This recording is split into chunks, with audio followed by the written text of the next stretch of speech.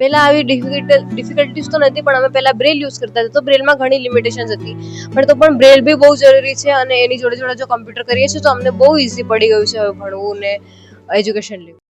મુખ્યમંત્રી ભૂપેન્દ્ર પટેલના બાળકો પ્રત્યેના પ્રેમ અને રુજુતાનો વડોદરાના નગરજનોને ફરી દર્શન થયા હતા. ઇલેટ્સ અર્બન ઇનોવેશન એન્ડ ઇન્ફ્રાસ્ટ્રક્ચર સમિટમાં મુખ્યમંત્રી આવ્યા હતા.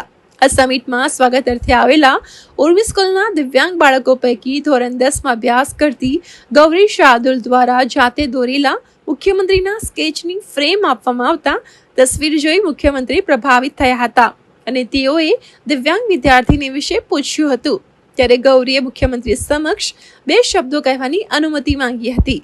આથી તુરંત સીએમ દ્વારા માઇક સ્ટેજ ઉપર મંગાવીને બાળકીને પોતાની વાત કહેવા માટે આપ્યું. ત્યારે વિદ્યાર્થીની ગૌરીએ બાળકો માટે બ્રેલ લિપિની સુવિધા સાથે શિક્ષણ સહિતની સુવિધાઓ સરકાર દ્વારા આપવામાં આવી રહી છે તેનો આભાર વ્યક્ત કરવાની સાથે પબ્લિક ટ્રાન્સપોર્ટ, સરકારી ઓફિસ સહિત જાહેર જગ્યાઓ પર ડિસેબલ વ્યક્તિઓ માટે સરળ સુવિધાની માંગ કરી હતી. हमारे यहाँ पब्लिक ट्रांसपोर्ट और इंक्लूसिव होने चाहिए, जैसे low floor public buses, barrierless metro station, safe cycle tracks और विजुअली इम्पेयर्ड के लिए टेक्टाइल पेविंग. इन सब से हम और इजीली एक्सेस कर सकते हैं और कॉन्फिडेंटली घूम सकते हैं, જેથી દિવ્યાંગજનોની રાહ આસાન થઈ શકે, જેને લઈને મુખ્યમંત્રીએ તેમને આશ્વાસન આપ્યું હતું, સાથે આનંદની લાગણી પણ વ્યક્ત કરી હતી. મારું નામ ગૌરી યોગીરા શાર્દુલ છે. હું ધોરણ 10માં ઉર્મીમાં અભ્યાસ કરું. હું ગુજરાતના મુખ્યમંત્રી શ્રી ભૂપેન્દ્રભાઈ પટેલજીને મેં એમના રિફોર્મ્સ જે ચેન્જીસ અમારા માટે લાવ્યા છે એમના માટે એમને થેન્ક યુ કીધું હતું, અને જે ચેન્જીસ હવે આગળ આવવા જોઈએ, જે અમને કે ડિસેબલ બાળકોને હેલ્પ કરે એના વિશે એમને વાત કરી.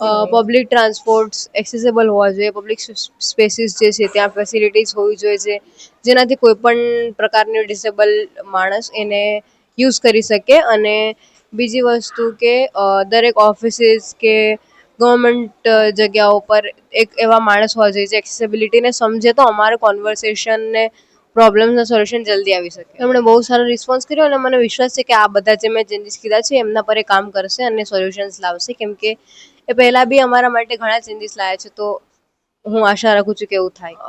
મારી ઈચ્છા છે કે હું યુપીએસસીની એક્ઝામ ક્લિયર કરીને એક આઈએએસ જેનાથી જે ચેન્જીસ હું લાવવા માંગુ એ ટાઈમે કે એ પરિસ્થિતિના અનુકૂળ જે ચેન્જીસ હોવા જોઈએ ડિસેબલ્ડ માટે કે વીકર સેક્શન્સ માટે કે નોર્મલ સોસાયટી માટે એ હું લાવી શકું, કેમ કે આઈએસ એવો પ્લેટફોર્મ આપણને આપે છે, એક એવી જોબ છે જે એ પ્લેટફોર્મ પ્રોવાઈડ કરે છે. હું નોર્મલ બાળકોની જેમ જ સ્ટડી કરું છું, બસ ફરક એટલો છે કે એ બધી વસ્તુઓને હાર્ડ કોપીમાં મેં રીડ કરે છે અને અમને એ જ બધી વસ્તુઓ સોફ્ટ કોપી અને એક્सेसिबल फॉर्मेट में मળી જાય છે.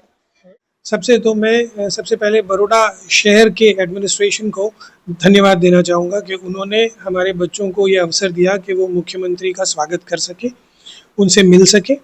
और मुख्यमंत्री जी का बहुत बहुत धन्यवाद देना चाहूँगा कि उन्होंने हमारी बच्ची को बोलने का अवसर दिया इतने बड़े मंच पर, इतने बड़े मतलब मुख्यमंत्री जी की उपस्थिति में तमाम सारे आईएएस ऑफिसर्स वहाँ थे, उन सब के सामने.